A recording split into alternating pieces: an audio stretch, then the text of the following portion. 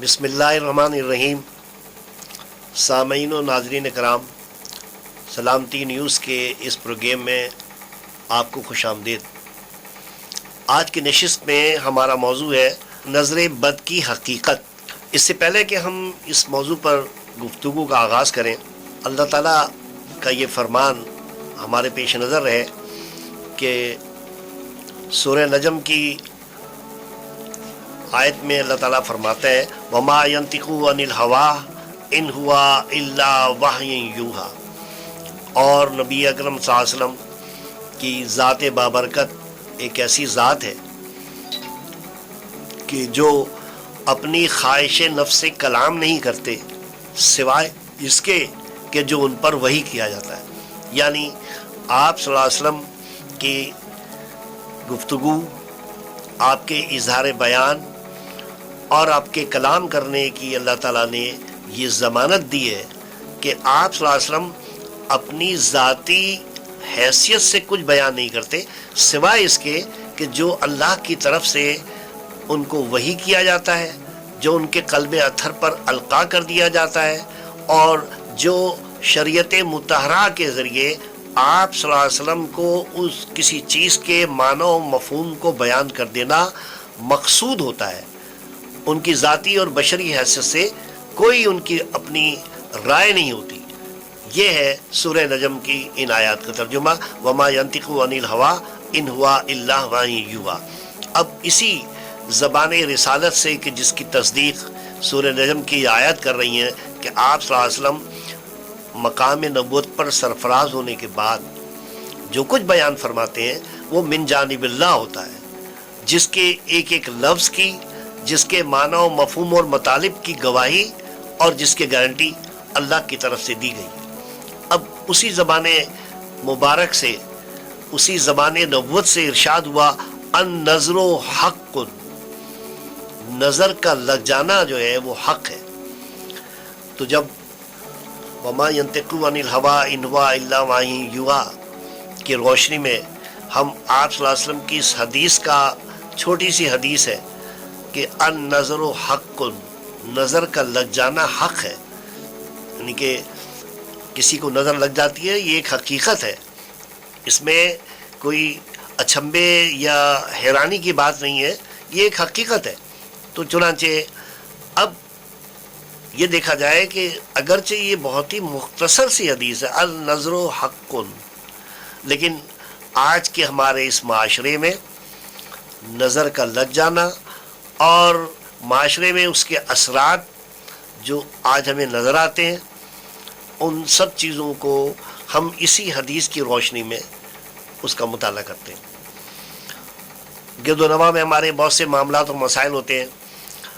कोई बीमार हो जाता है तो वो अपने तबीब से, अपने मुआलिज से, अपने डॉक्टर से, अपने फिजिशियन से वो राब्ता करता है और डॉक्टर उसको मुख्तलिफ जो उसकी शिकायत होती हैं उसकी रोशनी में दवा तजवीज़ करता है। कुछ दिन तक वो दवा ज़ेर इस्तेमाल रहती हैं उसके, लेकिन उसके बावजूद वो डॉक्टर से इस बात का शाकी होता है, शिकायत करता है कि कोई फ़ायदा इफाक़ा नहीं हुआ, उसकी कैफियत वही है। और अगर हम आज की मेडिकल साइंस के रू से तमाम जो पैथोलॉजी है उसका मुताला करते हैं, अगर हम उसके टेस्ट कराते हैं तो जितने भी जो उसकी शिकायत या उसकी जो बीमारी है उसकी नौइयत के तमाम टेस्ट, उससे मुतालिक तमाम टेस्ट करा लेते हैं, लेकिन टेस्ट भी तमाम रिपोर्ट, जितनी भी मेडिकल रिपोर्ट्स हैं वो उसके बिल्कुल बरक्स आती हैं। अब वो डॉक्टर भी परेशान होता है अपनी जगह कि भाई पेशेंट की कंप्लेन अपनी जगह है,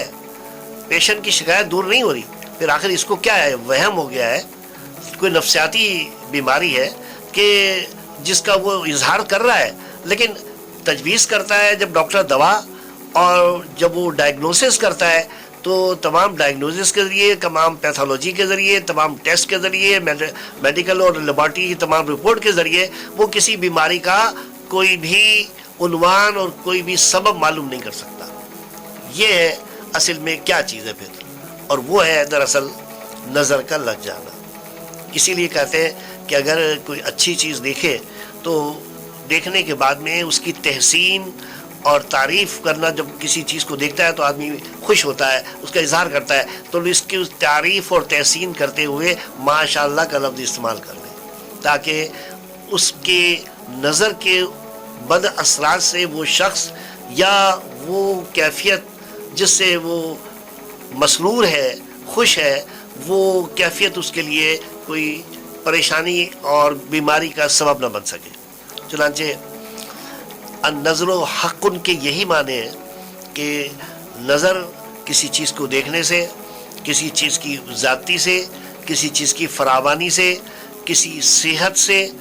اور مال و دولت سے، ان تمام معاملات میں نظر کا لگ جانا جو ہے وہ ایک حق بات ہے۔ چنانچہ ایک بہت ہی مشہور واقعہ ہے کہ سہیل بن حنیف روایت کرتے ہیں کہ وہ ایک سیلابی علاقے سے گزر رہے تھے اور وہاں جا کے انہوں نے پانی میں نہا لیا۔ ان کے اس جسم کو دیکھ کر، جو بہت ہی تنومند خوبصورت تھے، اس کو دیکھ کر ایک دوسرے صحابی ہیں وہ تعریف کرنے لگے ان کی، اور ابو سہل بن حنیف کو دیکھ کر عامر بن ربیعہ نے تعریف کی، اور کوئی اس طرح کے کلمات نہیں کہے تحسین کے لیے، ماشاءاللہ یا اس طرح کے الفاظ ادا نہیں کیے۔ تو جیسے ہی وہ پانی سے باہر نکلے نہا کر، ان کے جسم پر اس کے نظر کے بد اثرات مرتب ہونے لگے، بخار ہو گیا ان کو، اور کیفیت جو ہے وہ بالکل دگرگوں ہو گئی۔ اس ناگفتہ بے حالت کی اطلاع جب نبی اکرم صلی اللہ علیہ وسلم کو دی گئی تو آپ صلی اللہ علیہ وسلم نے کہا کہ ابو سہل بن حنیف سے کہو کہ وہ اعوذ باللہ پڑھے، اور اس کے علاوہ جب اسے اعوذ باللہ پڑھنے کے لیے کہا گیا تو اس نے کہا کہ اللہ کے رسول صلی اللہ علیہ وسلم کیا اس پر بھی دم ہو سکتا ہے کیا؟ تو انہوں نے کہا، آپ صلی اللہ علیہ وسلم نے فرمایا ہاں، یہ نظر جو ہے اس کے لیے، یا بخار کی کیفیت جو ہو گئی ہے اس کے لیے، اگر وہ اعوذ باللہ اس طرح کے کلمات سے وہ دم کر لے تو اس سے اس کو خلاصی مل سکتی ہے۔ چنانچہ آپ صلی اللہ علیہ وسلم نے اس کا باقاعدہ ایک باقاعدہ طریقہ بھی بیان کیا، اور طریقہ یہ بیان کیا کہ آپ نے فرمایا کہ ابو سہل بن حنیف کو سے کہا جائے کہ اس کو غسل کرتے ہوئے جب عامر بن ربیعہ کو نظر لگی ہے تو اب یہ کہا جائے کہ وہ اس کا غسل کا حکم دیا جائے، اسے عامر بن ربیعہ کو غسل کا حکم دیا جائے کہ وہ غسل کرے، اور اس کو پانی جو ہے وہ جمع کیا جائے، اور پانی جمع کرنے کے بعد میں پھر یہ پانی جو ہے یہ اس کے سر پر ڈال دیا جائے، اور اس کے جسم کے مختلف اعضاء پر یہ پانی ڈال دیا جائے، جو اس کے غسل کا پانی ہو، جو اس کے وضو کا پانی ہو، اور اس کے بعد میں کچھ پانی اس کو پلا بھی دیا جائے۔ تو اس طرح یہ وہ نبی اکرم صلی اللہ علیہ وسلم کا تجویز کردہ نسخہ ہے کہ جس کی وجہ سے یہ نظر بد کے اثرات جو ہے وہ زائل ہو جاتے ہیں۔ چنانچہ اس سلسلے میں آپ صلی اللہ علیہ وسلم نے چند اور تسبیحات بھی بیان فرمائی ہیں، جیسے فرمایا اعوذ بکلمات اللہ من التامۃ من شر ما خلق، ایک یہ تسبیح ہے اعوذ باللہ بکلمات اللہ، اعوذ باللہ بکلمات اللہ، میں اللہ تعالیٰ کی پناہ میں آتا ہوں، بکلمات اللہ، اللہ تعالیٰ کے اس کلمے کے ذریعے کہ جو اللہ تعالیٰ نے من شر ما خلق، اس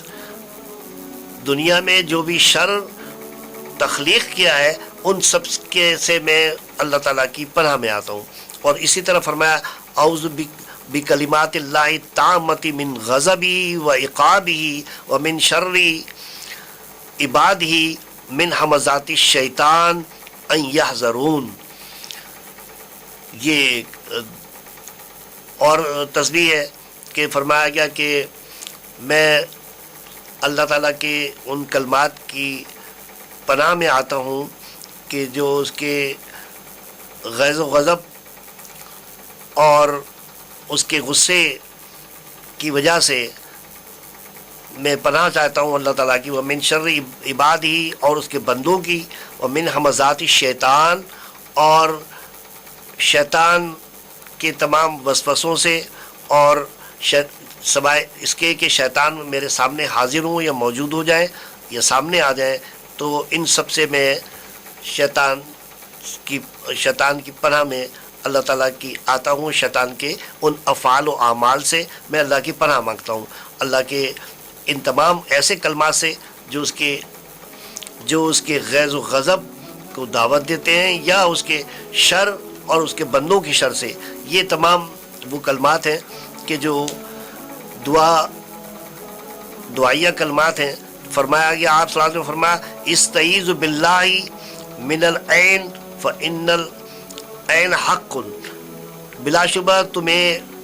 اللہ تعالیٰ کی پناہ مانگو نظر کے لگنے سے، کہ کیونکہ نظر کا لگنا جو ہے وہ حق ہے۔ آپ صلی اللہ علیہ وسلم نے فرمایا، نظر ایک ایسی چیز ہے کہ وہ ایک اونٹ کو دیگچی میں، برتن میں ڈال دیتی ہے اور ایک انسان کو قبر پہنچا دیتی ہے۔ یعنی کہ اگر آپ نے کسی شخص کے پر کوئی بری نیت سے یا نظر بد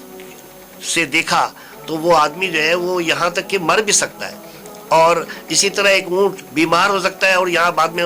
لوگ اس کو جو ہے وہ اس بیمار اونٹ کو مرنے سے بچانے کے لیے آخر میں یہ کریں گے کہ اس کو ذبح کر دیں گے، اور جب ذبح کریں گے تو وہ کھانا شروع کرنے کے کھانے کے کام آ جائے گا، دیگچی میں پہنچ جائے گا۔ تو اس طرح اونٹ جو ہے وہ دیگچی میں آ جاتا ہے نظر کی وجہ سے، اور آدمی جو ہے وہ قبر میں چلا جاتا ہے۔ تو یہ ہے وہ بد اثرات۔ آپ نے فرمایا کہ میری امت میں سے اکثر لوگ جو ہے وہ اس نظر کے اثرات سے متاثر ہوتے ہوئے مختلف طرح کے نقصانات میں مبتلا ہو سکتے ہیں، بشرط کہ ان کو ان تمام نظر سے بچنے اور اس کی حفاظت کے لیے وہ تمام طریقے اختیار نہ کریں۔ چنانچہ آج کی اس نشست میں نظر کا لگنا اور نظر کے بد اثرات کے بارے میں ہم نے معلوم کیا کہ دیکھنے کو تو بظاہر بڑی معمولی سی چیز ہے، لیکن ایک آدمی کی شہرت، اس کی عزت، اس کی دولت، اس کی صحت اور اسی طرح کی تمام نعمتیں جو اللہ تعالیٰ نے انسان کو فراہم کی ہیں، ان نعمتوں کی وجہ سے دوسرے کے دل میں ایک رشک کا جذبہ پیدا ہونا چاہیے، حسد کا جذبہ پیدا نہیں ہونا چاہیے، اور یہ حسد ہی ہے کہ جو انسان کو نظر لگاتی ہے۔ وآخر دعوانا ان الحمدللہ رب العالمین۔